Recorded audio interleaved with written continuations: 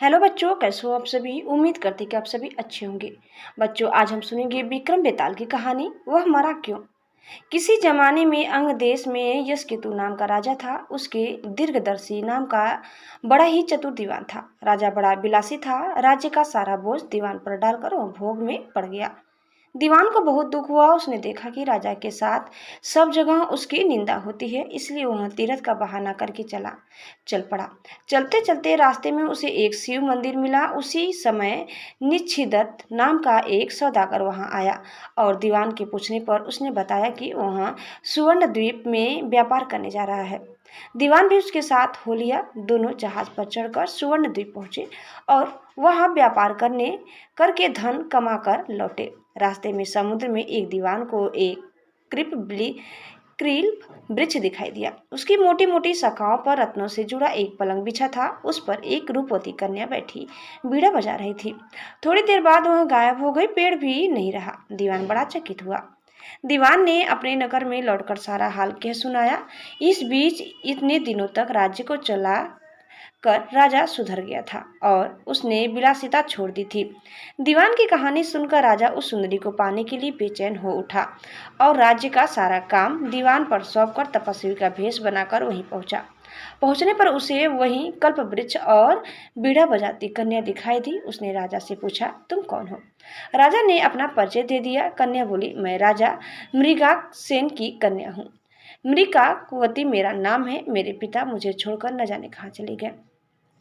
राजा ने उसके साथ विवाह कर लिया। कन्या ने यह शर्त रखी कि वह हर महीने के शुक्ल पक्ष और कृष्ण पक्ष की चतुर्दशी और अष्टमी को कहीं जाया करेगी और राजा उसे रोकेगा नहीं। राजा ने यह शर्त मान ली।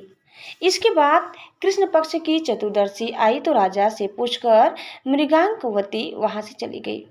राजा भी चुपचाप पीछे पीछे चल दिया। अचानक राजा ने देखा कि एक राक्षस निकला और उसने मृगांकवती को निगल लिया। राजा को बड़ा गुस्सा आया और उसने राक्षस का सिर काट डाला। मृगांकवती उसके पेट से जीवित निकल आई। राजा ने उससे पूछा कि यह क्या माजरा है। तो उसने कहा, महाराज, मेरे पिता मेरे बिना भोजन नहीं करते थे।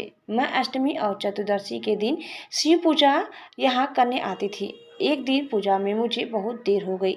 पिता को भूखा रहना पड़ा। देर से जब मैं घर लौटी तो उन्होंने गुस्से में मुझे शाप दे दिया कि अष्टमी और चतुर्दशी के दिन जब मैं पूजन के लिए आया करूंगी तो एक राक्षस मुझसे निकल जाया करेगा और मैं उसका पेट चीरकर निकला करूंगी। जब मैंने उनसे शाप छुड़ाने के लिए बहुत अनुनय की तो वह बोले, जब अंग देश का राजा तेरा पति बनेगा और तुझे राक्षस से निगली जाते देखेगा तो वह राक्षस को मार देगा। तब तेरे शाप का अंत होगा। इसके बाद राजा उसे लेकर नगर में आया। दीवान ने यह देखा तो उसका हृदय फट गया और वह मर गया। इतना कहकर बेताल ने पूछा, हे राजन, यह बताओ कि स्वामी की इतनी खुशी के समय दीवान का हृदय फट गया।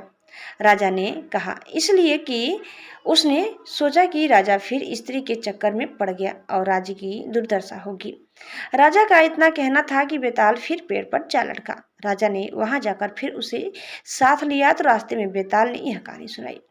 कहानी कौन सुनाई आप दूसरे वीडियो में जरूर सुनिएगा। यह कथा यहीं समाप्त करते हैं। उम्मीद करते हैं कि आपको हमारी आज की कहानी जरूर पसंद आई होगी। कैसी लगी कमेंट करके बताइए। चैनल में नए हैं तो प्लीज़ लाइक शेयर और सब्सक्राइब करना न भूलें। धन्यवाद। Bye bye.